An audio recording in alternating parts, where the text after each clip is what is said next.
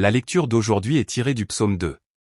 Le texte d'aujourd'hui nous dit que lorsque le Messie, envoyé par Dieu, viendra sur terre, toutes les nations et toutes les tribus s'opposeront à lui et le mépriseront. Il parle également de qui est le Messie et de ce qu'il fera. Il nous dit aussi que nous devons tous acquérir la sagesse, être enseignés par lui et l'embrasser. Alors, que dit-il? Aujourd'hui, nous allons explorer cela et partager la grâce. Tout d'abord, le texte d'aujourd'hui nous dit que lorsque le Messie, envoyé par Dieu, viendra sur terre, toutes les nations et toutes les tribus s'opposeront à lui et le mépriseront. Le texte du jour, psaume 2, 1-3, dit: Pourquoi les nations s'agitent-elles, et les peuples méditent-ils en vain? Les rois de la terre se soulèvent-ils, et les princes se liguent-ils contre l'Éternel et contre son oint?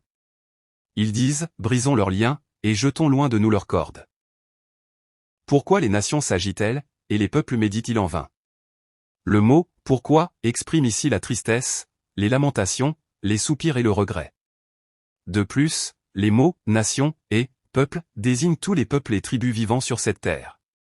Le mot « colère » signifie ici « être excité », et il désigne la colère et l'opposition presque instinctive, gratuite et non provoquée qui surgissent chaque fois que le Messie est mentionné. De plus, l'expression « labourer en vain » ici, comme on le voit également dans l'Ecclésiaste, signifie « vanité ». Comme le dit la Bible, vain. Tous leurs efforts, plans et machinations ne porteront jamais de fruits, et ils seront pris dans des pensées vaines et inutiles. Ils ridiculiseront et mépriseront le Messie. En d'autres termes, ces paroles nous disent que lorsque le Messie viendra sur cette terre, toutes les nations et tribus seront possédées par des pensées vaines et mauvaises, comme captives de Satan, et s'opposeront, se moqueront et mépriseront le Messie. Pourquoi en est-il ainsi? Pourquoi s'opposent-ils, se moquent-ils et méprisent-ils instinctivement et sans raison le Messie, Jésus? C'est parce qu'en tant que serviteurs de Satan, ils sentent instinctivement que leur propre destruction est proche. En tout cas, c'est vraiment un spectacle pitoyable et insensé. N'est-ce pas? Le Messie est venu sur cette terre pour les sauver, et pourtant, ils s'opposent, se moquent et le méprisant. Les rois de la terre se soulèvent, et les princes se liguent contre l'Éternel et contre son oint. Le mot « oint » ici est « Messie » en hébreu et « Christ » en grec. De plus, les « rois de la terre » et les « dirigeants » désignent principalement les rois, gouverneurs, dignitaires et chefs religieux de l'époque de Jésus. Cependant, il s'agit également d'une synecdoque, désignant tous les peuples de ce monde, quelle que soit leur classe sociale. En d'autres termes, lorsque le Messie viendra, quel que soit leur statut social, leur richesse ou leur appartenance à la communauté, tous les rois et dirigeants de ce monde s'opposeront à lui, le ridiculiseront et le mépriseront. Brisons leurs liens, et rejetons loin de nous leurs liens. Ici, les mots « lien » et « lien » sont utilisés indifféremment, et surtout dans l'Ancien Testament, ils symbolisent le règne de Dieu, ou la loi de Dieu. Comme nous le lisons dans Jérémie chapitre 5, nous voyons que les Israélites de cette époque considéraient le règne de Dieu et sa loi comme un lourd fardeau, ou comme des liens et des contraintes insupportables. Il en va de même ici. Lorsque le Messie viendra sur cette terre, les peuples du monde non seulement s'opposeront à lui et le mépriseront, mais ils tourneront aussi en ridicule et mépriseront les paroles mêmes de l'Évangile. Qu'en est-il donc de ces paroles prophétiques? Nous pouvons maintenant confirmer que toutes ces paroles prophétiques se sont accomplies et réalisées lorsque Jésus est venu sur cette terre. Acte 1, 25-29.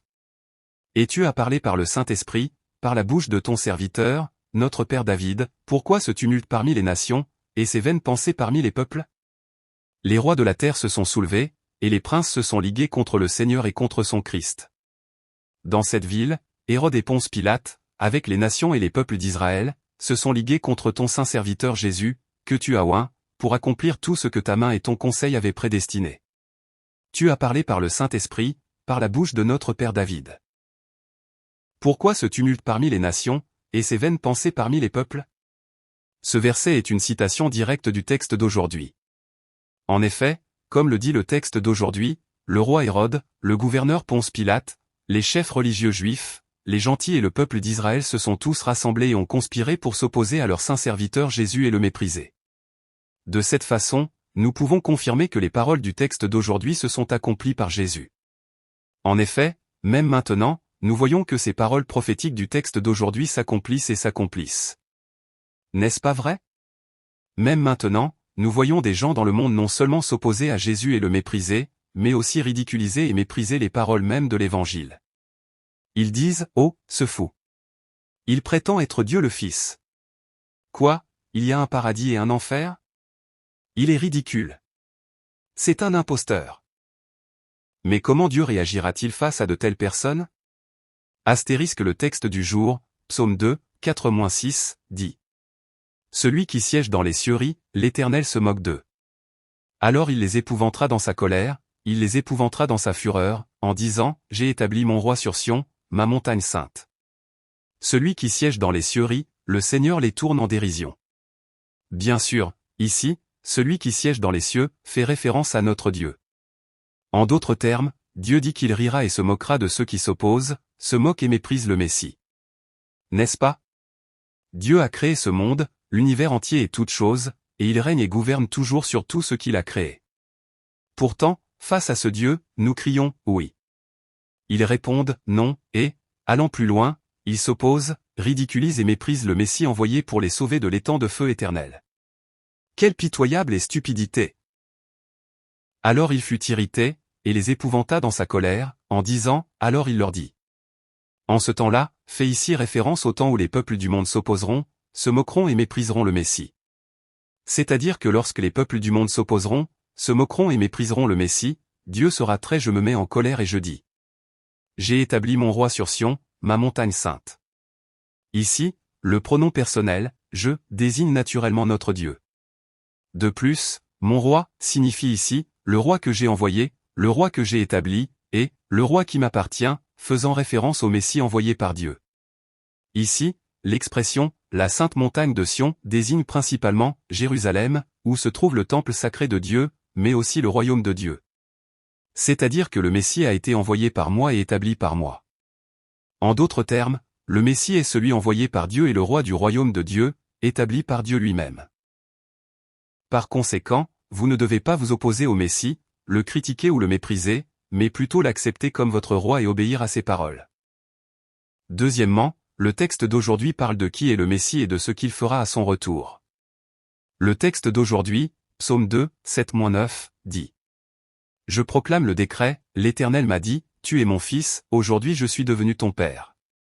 Demande-moi, et je te donnerai les nations en héritage, et les extrémités de la terre en possession.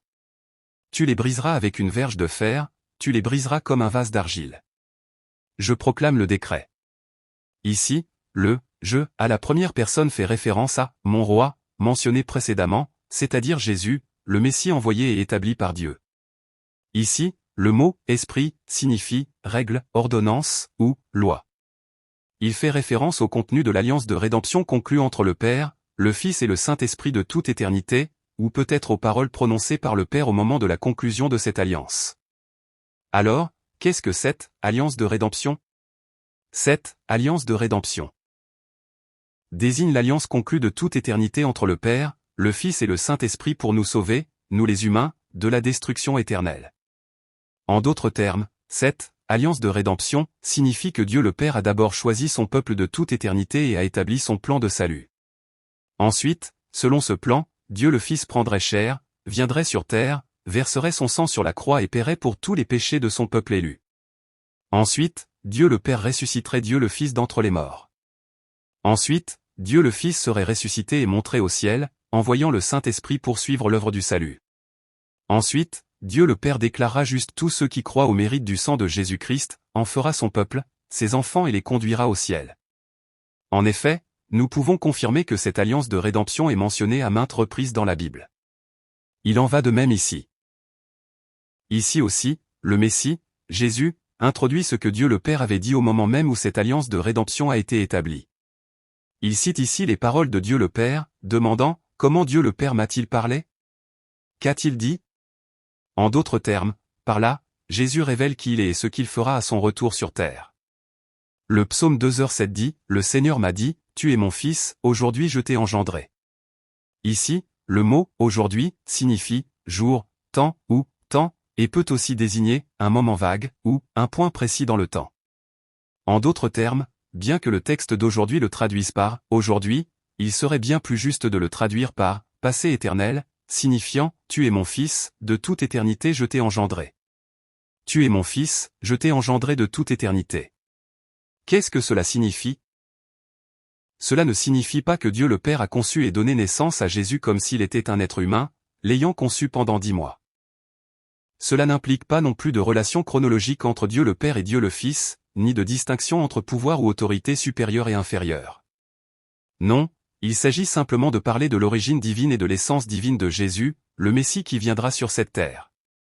C'est-à-dire que, bien que Jésus soit venu sur cette terre dans un corps de chair, son origine et son essence sont égales à celles de notre Dieu. Bien que Jésus soit venu dans un corps de chair, il est intrinsèquement égal à Dieu, sans aucune différence ni causalité, il est véritablement Dieu, le vrai Dieu. Hébreux 1h5 déclare également. Car auquel des anges Dieu a-t-il jamais dit, tu es mon fils? Je t'ai engendré aujourd'hui. Car auquel des anges Dieu a-t-il jamais dit, tu es mon fils? Je t'ai engendré aujourd'hui. En citant le passage d'aujourd'hui, l'auteur de l'Épître aux Hébreux témoigne que Jésus est bien supérieur à ses anges. C'est-à-dire que Jésus est le Fils de Dieu. Autrement dit, Jésus est d'origine divine, possède une essence divine et est égal à Dieu. Par conséquent, Jésus est incomparablement supérieur à ses anges. Mais qu'en est-il? Cependant, aujourd'hui, beaucoup de gens, lorsqu'ils voient Jésus incarné, ont tendance à le mépriser profondément, et à ne jamais l'accepter. Ils ont tendance à dire, comment, tu dis que tu es le Fils de Dieu? HMPH. Alors je serai comme Dieu le Père, et ainsi à mépriser profondément Jésus, à le ridiculiser et à le mépriser. De là, nous comprenons que si Jésus, au ciel, prononce ces paroles maintenant, c'est parce qu'il savait d'avance que de telles personnes existeraient à son retour sur terre. Alors, ne m'ignorez pas et ne me méprisez pas de cette manière. Non, ce n'est pas le cas. Au contraire, vous devez m'accepter, m'accueillir, croire en moi, me suivre et obéir à mes paroles. Autrement dit, vous devez me confesser et croire en moi, en disant, notre Jésus est mon Sauveur, mon Roi. Et, mon Dieu. C'est précisément pour établir cette foi que Jésus a prononcé ces paroles du ciel environ 1000 ans avant de venir sur terre. Demande-moi. Ici, le « je » à la première personne désigne Dieu le Père, et le « tu » à la deuxième personne désigne Dieu le Fils, c'est-à-dire Jésus. De plus, le mot « demander » signifie ici « chercher », exiger, demander, et revendiquer. Alors, que devons-nous demander exactement, et quand? Cela fait allusion au contenu de l'alliance rédemptrice conclue entre Dieu le Père et Dieu le Fils pour l'éternité, comme nous l'avons vu précédemment. En d'autres termes, lorsque Jésus, le Fils de Dieu, viendra sur cette terre dans la chair et accomplira toutes ses promesses, c'est-à-dire lorsqu'il mourra sur la croix, versera son sang, sera enseveli et ressuscitera 3 jours plus tard, nous devrons exiger et revendiquer cela, de l'alliance de rédemption promise éternellement. Alors, quel est cela, de l'alliance de rédemption promise éternellement? Le verset suivant le suggère. Je ferai des nations votre héritage, et des extrémités de la terre votre possession. Ces paroles révèlent maintenant le contenu de cette alliance de rédemption. Le mot « héritage » signifie ici « héritage », et il présuppose la mort de Jésus sur la croix. En d'autres termes, Dieu a dit que lorsque notre Seigneur Jésus est venu sur terre dans la chair, a versé son sang sur la croix et est mort, il accorderait les mérites du sang de la croix à tous ceux qui croient en lui comme leur héritage, leur bien. Qu'est-ce que cela signifie? Cela est décrit comme une guerre de conquête. Par exemple, si un grand roi émerge dans ce monde et qu'une nation puissante est établie, ce roi continuera d'étendre son territoire par des guerres de conquête, soumettant et multipliant le nombre de peuples étrangers. Alors, ces peuples étrangers soumis deviennent la propriété du roi, ses sujets, le servant comme leur roi et vivant sous son règne. De même, Dieu accordera à tous ceux qui croient au mérite du sang du Messie, Jésus, de devenir sa possession. Autrement dit, tous ceux qui croient au mérite du sang du Messie serviront et suivront le Messie Jésus comme leur roi. Non, le Messie Jésus deviendra leur roi, fera d'eux son peuple et le laissera gouverner et régner sur eux. Alors, la possession du Messie Jésus atteindra les extrémités de la terre. Qu'en pensez-vous? Qu'est-il advenu de ce verset maintenant? Nous pouvons confirmer que ce verset est toujours d'actualité. C'est-à-dire qu'en ce moment même, nous pouvons confirmer que l'évangile de Jésus est prêché jusqu'aux extrémités de la terre, et que, par ce biais, d'innombrables personnes deviennent sa possession. Non, nous pouvons confirmer que, dès maintenant, d'innombrables personnes surgissent partout dans le monde, servant Jésus comme leur roi et Dieu, et vivant sous son règne. Et que fera le Messie Jésus? Tu les briseras avec une verge de fer, tu les briseras comme un vase de potier. Ces paroles évoquent le règne éternel et la puissante autorité judiciaire du Messie, Jésus.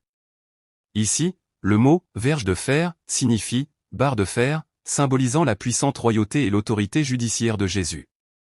En d'autres termes, tout comme une verge de bois se brise, pourrit et disparaît, de même les rois de ce monde, aussi puissants soient-ils, ne sont pas éternels, ils se flétrissent et déclinent rapidement. Cependant, le règne et la royauté de Jésus seront différents. Non, le règne et la royauté de Jésus seront extrêmement puissants et éternels, comme une verge de fer. De plus, ceux qui s'opposent à Jésus et le méprisent subiront un jugement inéluctable et puissant de la part de Jésus, le juge.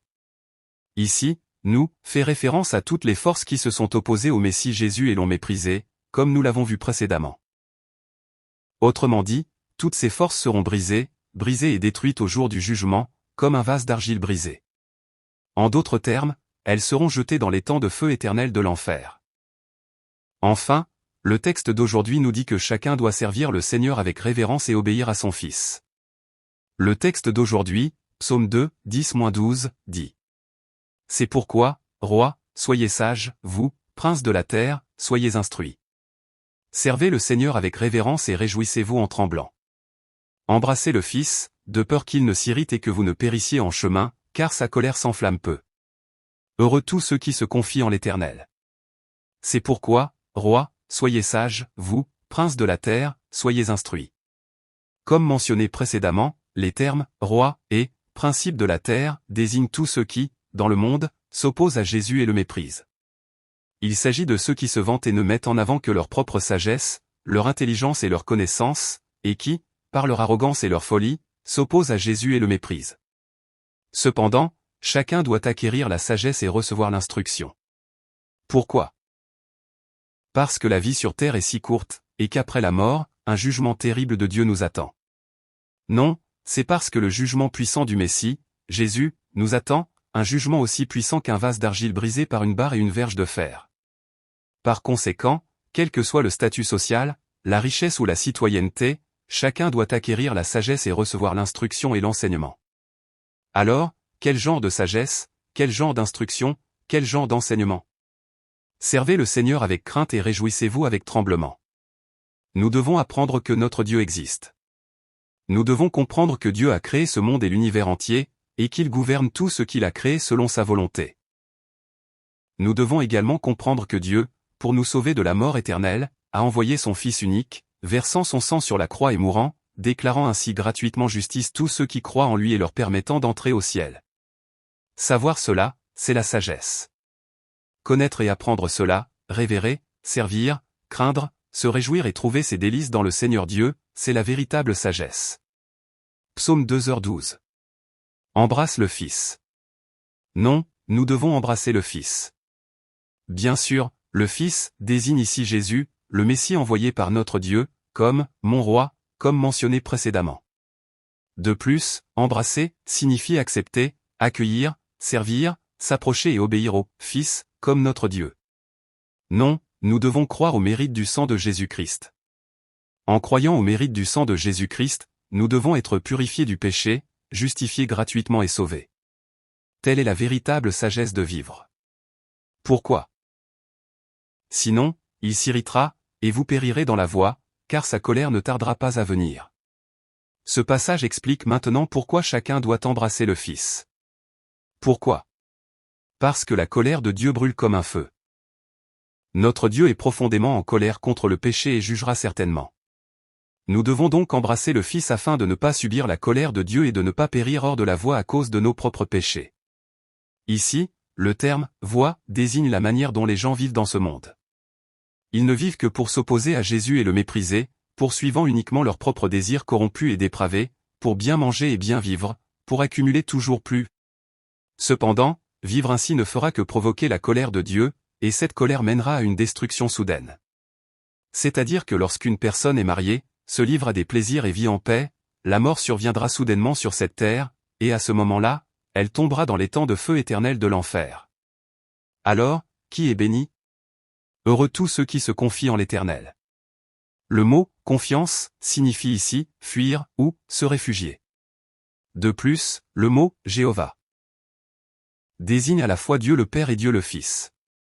En d'autres termes, Ces mots signifient que bénis sont ceux qui, même en prévision de ce jugement, se réfugient en notre Dieu, le Messie, Dieu le Fils. Autrement dit, véritablement bénis sont ceux qui embrassent le Fils, ceux qui croient et suivent les mérites du sang de Jésus-Christ. Tu es mon Fils, aujourd'hui je t'ai engendré. Seigneur. Merci. Merci. Je t'aime. Je vois que la vie sur cette terre est éphémère, et qu'après la mort, le jugement de Dieu nous attend. Bénis-nous afin que nous puissions entrer au ciel en croyant uniquement au mérite du sang de Jésus-Christ, mon roi, envoyé par Dieu. Je bénis et prie au nom de Jésus. Amen. Cliquez sur le nom de l'Église pour en savoir plus.